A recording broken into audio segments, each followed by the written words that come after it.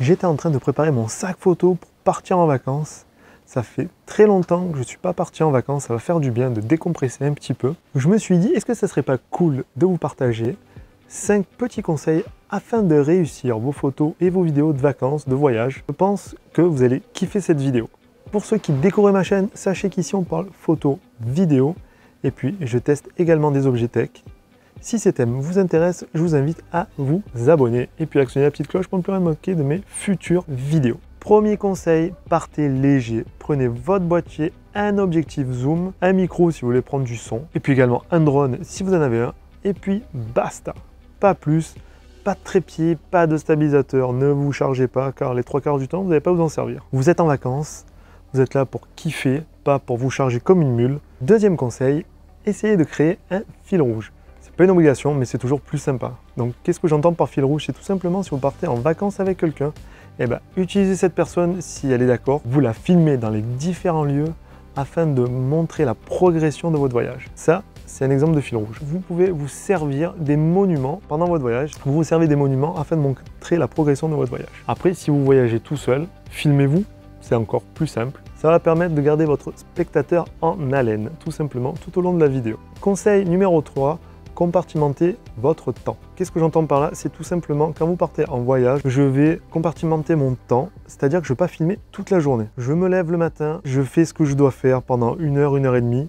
Après, le reste du temps, je ne filme plus, je touche plus la caméra. Si c'est le soir, à ce moment-là, je vais filmer 1 heure, 1 heure et demie le soir, faire mes plans. Le but, c'est de choper tous les moments cool de mon voyage pour faire une belle vidéo. Mais il ne faut pas non plus que ça empiète sur le voyage. Et après, c'est quand même des vacances. Le but étant de kiffer au maximum, de se détendre. Donc, on ne va pas filmer toute la journée. Et moi, comme je dis toujours, quand je suis en vacances, je privilégie toujours le matin un petit peu tôt, style entre 8h et 10h.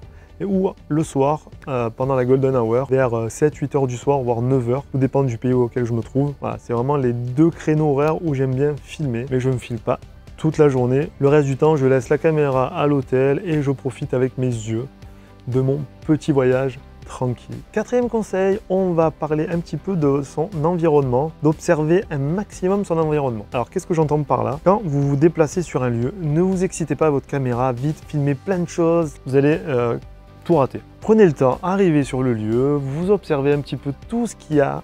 Voilà, là, il y a par exemple, là, il y a un temple, là, il y a une statue, là, il y a des trucs qui sont écrits sur le mur, là, il y a encore un petit quelque chose. Voilà, prenez le temps d'observer votre lieu. À ce moment-là, vous allez rien manquer. L'important, c'est de filmer tous les petits détails avec vos différentes focales. Pensez à varier vos plans. C'est pour ça que je vous ai dit en début de vidéo, prenez un objectif zoom si vous en avez un, c'est toujours plus sympa. À ce moment-là, vous allez venir zoomer sur les écritures. Après, vous allez dézoomer au grand angle pour prendre une vue d'ensemble.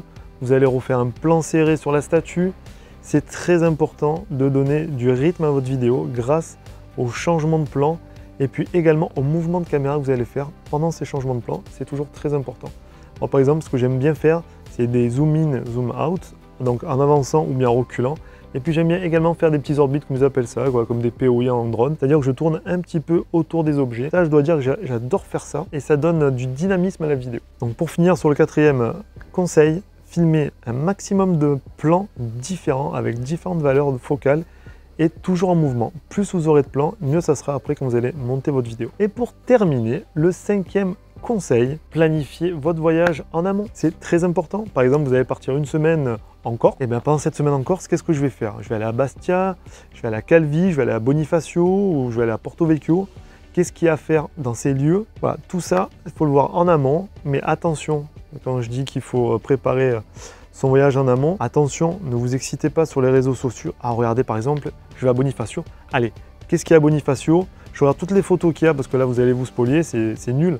Il faut quand même garder ce petit côté découverte quand on arrive sur le lieu, faire waouh, quand même c'est beau, hein, c'est vraiment stylé là où je suis, du coup je vais faire tel et tel plan. Ne pas trop regarder en amont sur les réseaux sociaux parce qu'il y a vraiment tout a été déjà fait, tout a été montré. Donc regardez le minimum syndical, histoire de vous donner quelques petites idées. Mais essayez quand même de garder le côté waouh du lieu. C'est quand même le plus important quand on est en vacances, d'en prendre plein les mirettes. Pour clôturer sur le 5e conseil, je vous préconise de visiter un lieu par demi-journée. Que ce soit le matin ou le soir, c'est à vous de voir, mais n'en faites pas de plus. Vous êtes quand même là pour kiffer votre voyage, vos vacances, vous détendre. Vous êtes là, vous n'êtes pas là pour filmer toute la saine journée. Les amis, on arrive au terme de cette vidéo. J'espère que ça vous a plu. J'espère que mes petits conseils, vous allez les appliquer.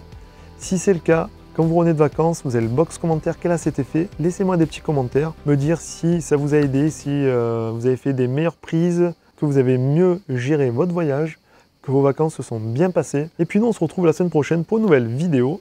Et d'ici là, faites attention à vous. Allez, bye bye!